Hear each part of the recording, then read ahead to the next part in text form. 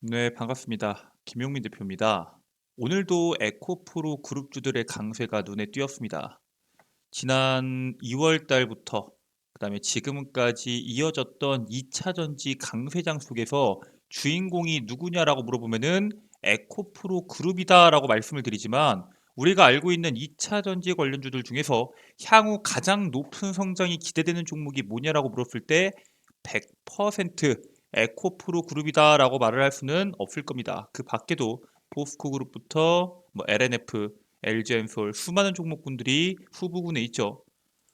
오늘 여러분들께 말씀드릴 내용은 에코프로를 뛰어넘을 수 있는 2차 전지 관련주를 하나 꼽으라고 했을 때 여러분들께서 주목하셔야 되는 비교적 적은 상승이 나왔고요. 향후에 올라갈 수 있는 성장 동력이 명확한 기업에 대한 내용입니다. 바로 포스코 홀딩스에 대한 내용인데 지금 그 어떤 종목보다 저평가받고 있는 포스코홀딩스가 앞으로 올라갈 수 있는 재료가 뭐가 있고 왜 포스코홀딩스를 지금 그 어떠한 종목보다 우선해서 봐야 되는지에 대해서 자세하게 설명드리려고 합니다. 영상 시청하시기 전에 구독과 좋아요 그리고 알림 설정까지 한 번씩 부탁드리겠고요. 돈 드는 거 아니까 일시정지 버튼 누르시고 한 번씩 눌러주시면 감사드리겠습니다.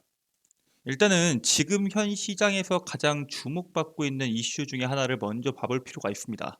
바로 포스트 리튬 시대가 온다고 했을 때 어떠한 배터리가 시장에서 주목받을 것인가, 그리고 그 배터리를 시장에서 선두로 이끌어갈 국가는 어딘가에 대한 이슈들이 시장에서 나오고 있습니다. 바로 그 기업은 중국이다라고 나오고 있는데, 중국이 포스트 리튬 배터리 관련 특허 출원량이 현재 전 세계에서 압도적으로 많습니다.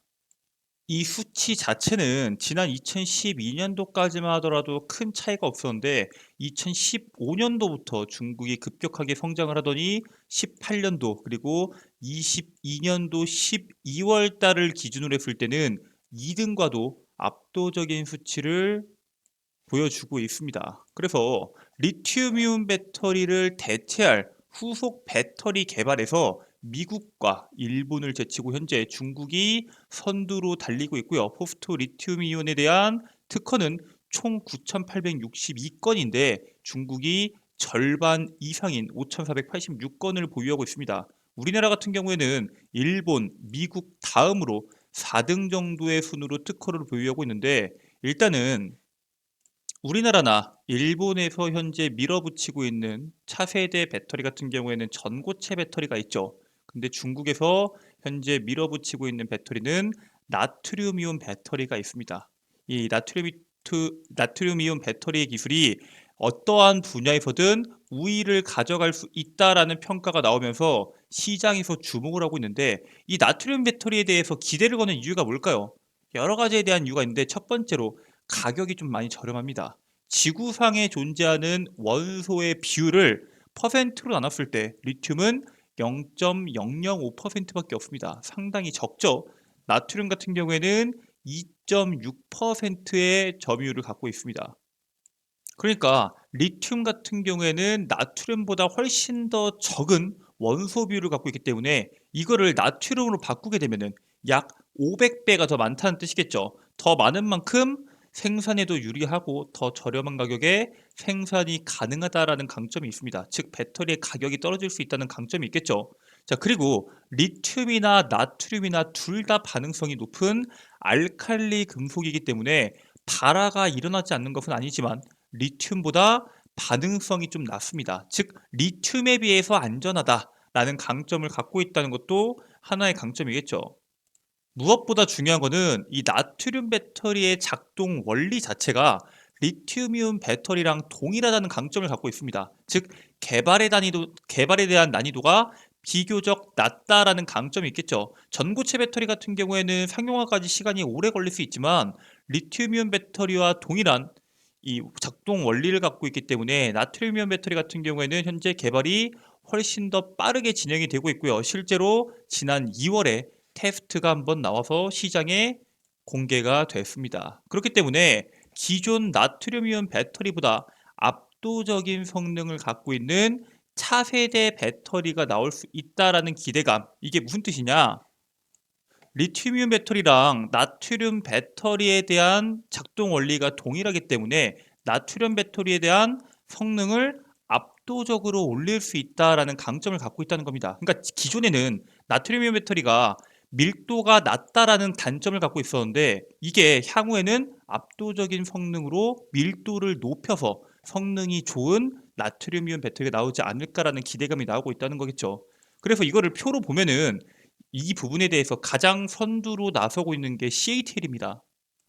여기에 있는 표는 CATL의 나트륨 이온 배터리, 그 다음에 평균적인 나트륨 이온 배터리, LFP 배터리, 그리고 3원계 배터리에 대한 내용입니다.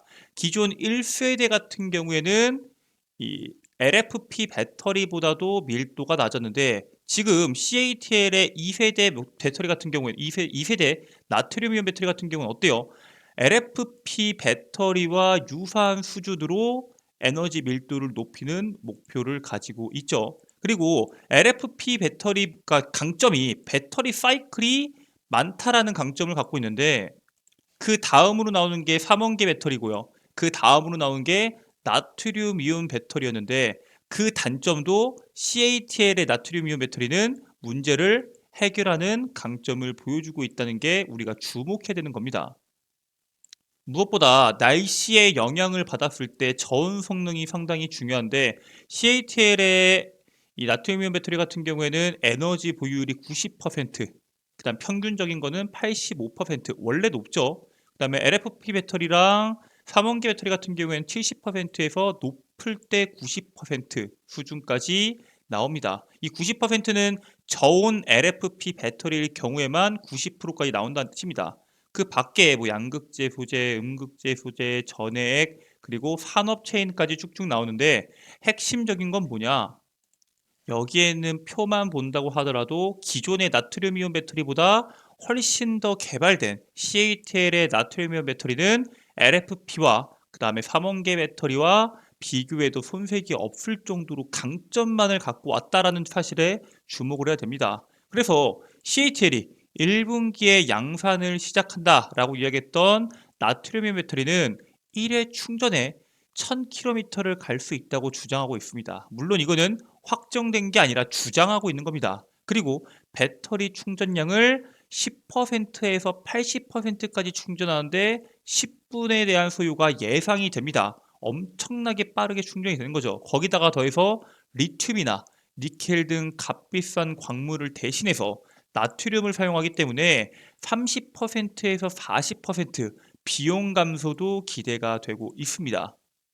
물론 CATL에 대한 이 나트륨이온 배터리에 대한 공개는 아니지만 이 엄청난 기술력을 갖고 있는 나트륨 배터리를 지난 2월에 중국의 배터리 기업과 전기차 업체가 손을 잡고 이 나트륨이온 배터리를 탑재한 전기차를 중국 최초로 공개하게 됩니다. 그래서 이게 얼마나 대단한가? 진짜로 이 정도의 성능이 나올 수 있는가에 대해서 보려고 체크해 봤는데 일단은 공개된 테스트카 같은 경우에는 1회 충전으로 최장 250km에 대한 주행이 가능한 것으로 확인이 됐습니다. 1000km에 비해서 4분의 1밖에 되지 않는데 배터리 용량을 좀 작게 한가 싶기도 합니다. 자, 그리고 급속 충전 시간은 15분에서 20분 가량 소요됐다고 하는데 아니 아까 전에 1000km일 때 10%에서 80%까지 올라가는데 10분 걸린다고 했는데 주행 거리는 4분의 1밖에 안 되는데 충전 시간이 1.5배에서 2배가 걸린다는 소리겠죠. 즉 사실상 나트륨 배터리 같은 경우에는 지금 상황 속에서 상용화할 수 있는 기술은 아니라고 판단이 됩니다. 물론 CATL의 나트륨 배터리 같은 경우는 다를 수 있겠지만 분명히 가격적인 메리트는 분명히 있습니다. 근데 원래 계속적으로 나왔던 이야기 중에 하나가 에너지 출력이 약하다라는 문제, 그리고 장거리 주행이 어렵다는 단점을 극복을 어떻게 하냐가 상당히 중요하고요. 무엇보다 중요한 거는 전 세계 이 그리드 에너지 저장의 90%를 지금 이미 리튬이온 배터리로 진행을 하고 있습니다.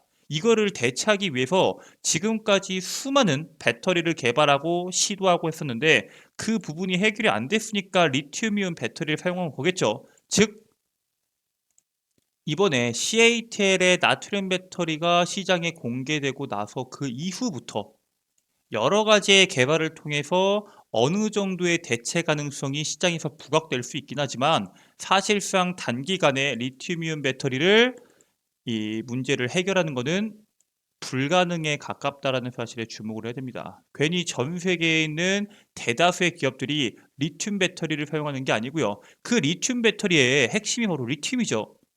뭐 LFP 배터리, 리튬 인산 처리죠. 니켈, 코발트, 망간, 삼원계 배터리, 리튬 황 배터리, 모든 배터리에 리튬이 포함이 됩니다.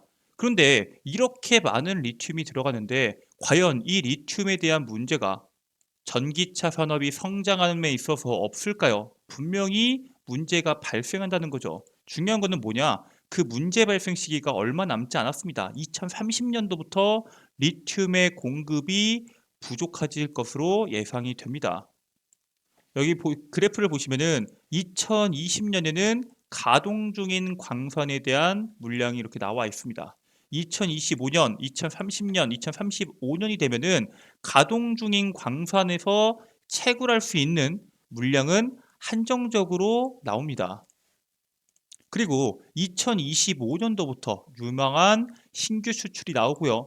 그리고 가능한 신규 추출도 한계를 2030년도부터 보이기 시작합니다. 그리고 재활용 같은 경우에는 2025년도에 잠깐 늘었다가 2030년도가 넘어가서 2035년도부터 폭발적으로 늘어난다는 사실을 확인해 볼 수가 있습니다. 자, 여기서 중요한 건 뭐예요? 2030년, 2035년 뒤로 갈수록 계속해서 커져가는 거는 폐배터리 재활용에 대한 시장이겠지만 2025년도, 2030년도까지 리튬 확보를 위해서는 기존의 리튬 광산이든 리튬 염호든 결국에는 리튬을 확보하는 기술력을 갖고 있는 기업들이 가장 중점적으로 주목을 받고 가장 중점적으로 수혜를 볼 수밖에 없는 그러한 구성으로 흘러가고 있습니다.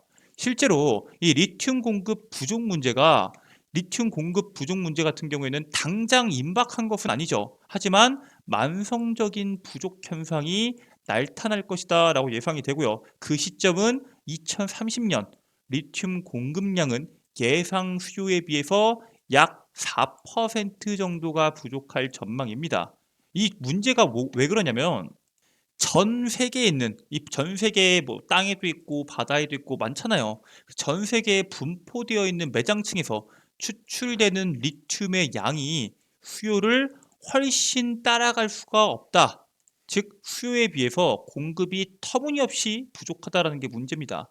일단은 테슬라 모델 S 한 대당 63kg의 리튬이 필요합니다. 간단하게 계산을 해볼게요. 전 세계에 공식적으로 확인된 리튬 매장량은 1,800만 톤이에요. 실제로 이 중에서 이용이 가능한 양은 4분의 1 정도인 2,200만 톤 정도라고 현재 나와 있습니다.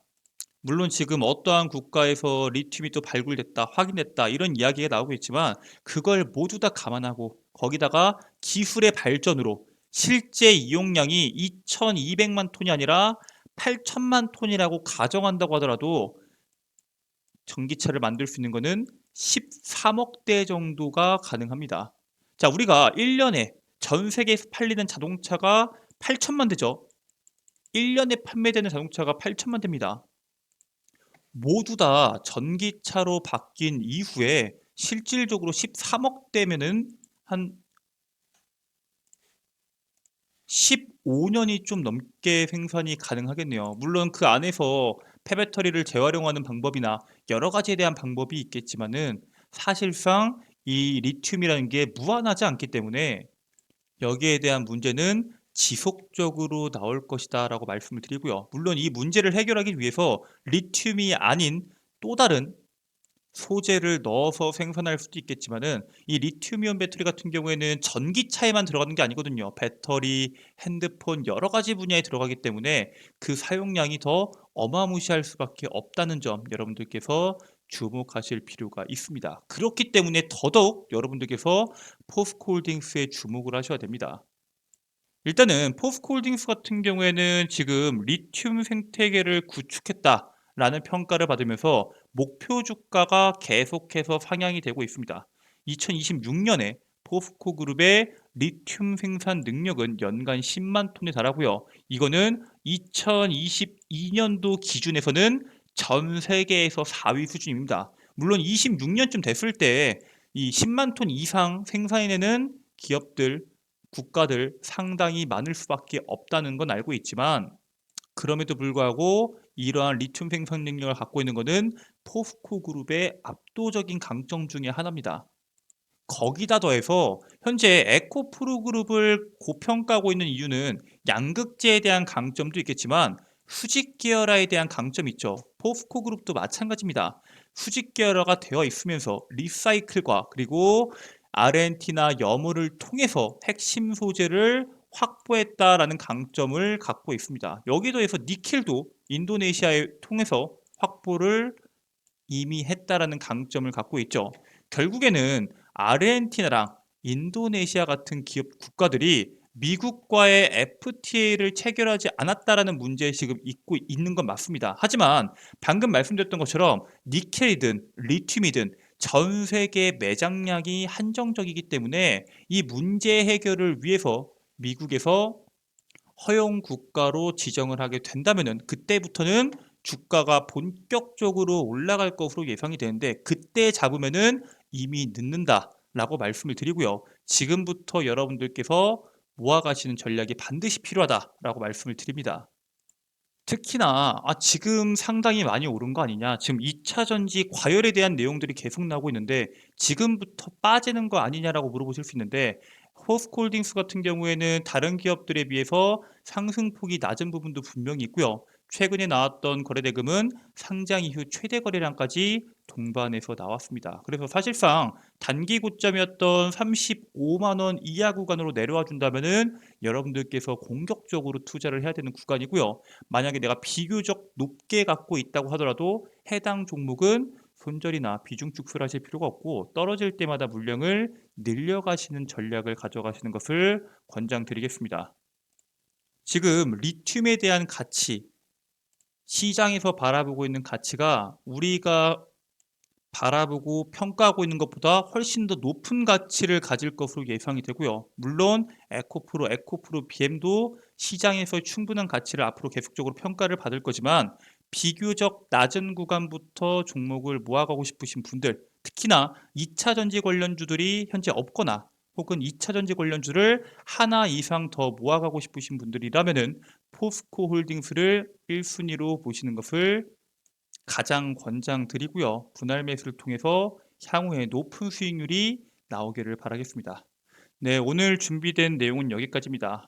뭐 에코프로 기업을 뛰어넘는다고 했을 때, 에코프로 그룹을 뛰어넘는다고 했을 때 그 그룹을 뛰어넘을 수 있는 강점을 가진 기업은 포스코 그룹이라고 말씀을 드렸고요. 그 포스코 그룹 중에서도 포스코 홀딩스에 대한 강점을 여러분들께 지금 강조를 드리고 있는데 이러한 기업 같은 경우에는 단기적으로 시세가 나온다고 환호할 필요도 없고요. 단기적으로 낙폭이 나온다고 해서 실망할 필요도 없습니다. 꾸준히 모아가시는 투자를 하시길 바라겠습니다.